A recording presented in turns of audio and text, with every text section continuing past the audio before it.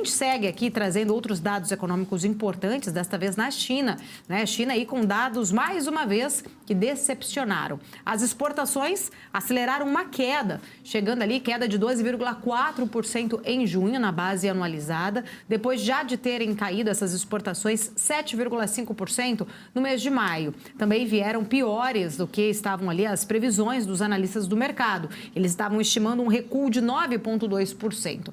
As importações também vieram ali abaixo da expectativa. Caíram 6,8% em junho e o esperado era uma queda ali em torno de 4%. Pois é, a China está enfrentando pressão no comércio na medida em que os embarques estrangeiros caem e a demanda doméstica permanece fraca, com uma perspectiva de crescimento global mais lento, além de todas as tensões geopolíticas que também seguem impactando na economia chinesa. Outro ponto é que enquanto o crescimento global desacelera e muitos bancos centrais ainda parecem dispostos a elevar suas taxas de juros, justamente para tentar reduzir a inflação, parece que cada vez fica mais improvável que a demanda estrangeira por produtos chineses seja capaz de ajudar a segunda maior economia do mundo. Inclusive, a gente tem um gráfico sobre a balança comercial da China, importações e exportações. Esse gráfico da Bloomberg mostrando aí, a gente percebe esse declínio, né, da balança comercial, que já foi bastante pujante, principalmente a gente olhando os dados em perspectiva desde 2021, né, desde o meio do ano de 2021, à esquerda do gráfico, culminando agora no meio do ano de 2023. A gente percebe na linha preta ali as exportações chinesas novamente caindo agora no mês de junho e as importações na linha vermelha também caindo pelo quarto mês consecutivo. Então a gente percebe essa trajetória descendente da balança comercial chinesa. Isso também demanda, né, bastante percepção dos investidores, porque a China acaba trazendo, né, consequências, né, uma desaceleração da economia chinesa acaba trazendo consequências para vários países do mundo, mas claro, a gente sabe que os dados chineses, eles precisam ser olhados ali com lupa, além do fato de que quanto mais a gente percebe uma desaceleração na economia chinesa,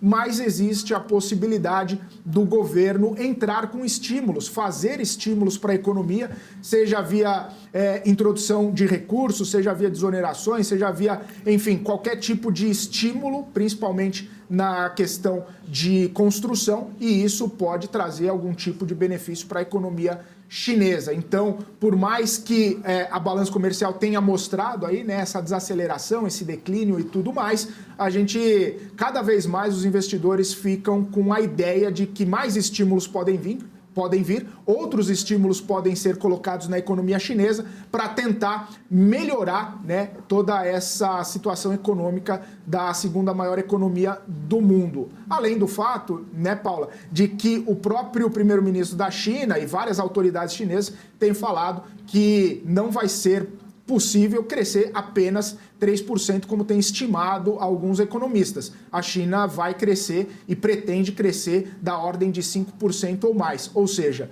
mais estímulos podem vir aí, podem entrar no radar da economia chinesa. Precisamos entender se esses estímulos vão ser suficientes, né, Felipe, para justamente voltar a fomentar o consumo interno da China, principalmente dados ali tanto de exportação e de importação vindo fracos. A gente também vê este cenário, né, que traz aí uma recuperação muito mais lenta do que se esperava, do que se previa, e precisamos entender se esses estímulos vão ser o suficiente para voltar a fomentar realmente o consumo interno da China, né? Os dados aqui de importação mostram justamente um consumo muito mais fraco dentro ali da própria China, né? A exportação também veio a pior exportação em 3 anos. Eu até estou olhando aqui, esta queda é a maior queda desde antes, né? Desde pré-pandemia lá na China, queda de exportação, né? A maior aí em 3 anos, as exportações muito mais fracas, inclusive desde o início do Covid-19, né? Uma vez ali que a inflação, principalmente nos principais mercados desenvolvidos, e a política começaram a ter todo, né? Atingindo toda a demanda global. global. Agora a China trazendo aí números que vão reforçando esse desafio de voltar, né, a ter o consumo interno, né, um dos principais aí países comerciais de vários países do mundo, mais de 100 países ali com relações, 130 países com relações comerciais da China, tem impacto em outras economias, né? O que o mercado precisa ficar muito atento é justamente olhar essas conduções de políticas também pela China, né? Políticas de estímulos por lá, que isso pode trazer impacto. Prova disso que a gente também já vê uma desvalorização de mais de 20% nas commodities neste ano, né? Pois é, Paula, isso impacta bastante e a China tem acendido alguns alertas, né? A gente falou no começo da semana a deflação na China, o que acaba impactando, claro, em toda a economia, mas a China também está trazendo outros alertas. Mercado imobiliário bastante desacelerado, né? A pujança do mercado imobiliário na China sempre foi bastante foco, né, do crescimento econômico e está vacilante o mercado imobiliário. Investimento em infraestrutura estagnado. Exportações, como a gente viu aqui na balança comercial, estão diminuindo.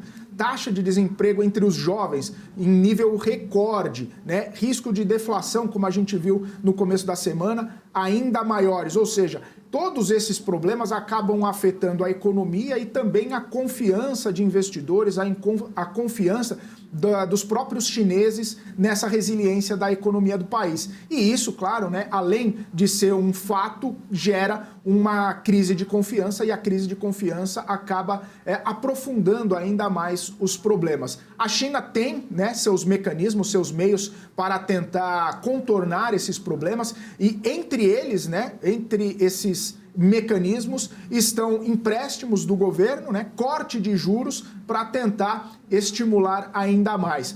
E claro, como todos os dados que a gente tem trazido vão colaborando para culminar nesses estímulos, nesses cortes de juros pelo governo que dia após dia tem feito, né, alguns movimentos para tentar salvar a economia chinesa, mas até agora não veio ainda, Paula, nenhum anúncio mais forte, mais contundente. São algumas medidas tomadas de pequena monta, mas que necessitam de um aprofundamento, precisam ser ainda maiores para tentar estimular ainda mais a economia da China. Exato, né, Felipe? E isso traz impacto, né, para as economias globalmente, para o petróleo também, né, trazendo ali um consumo menor. Enfim, né, preciso ficar atento. A gente vai falar mais também sobre estes números.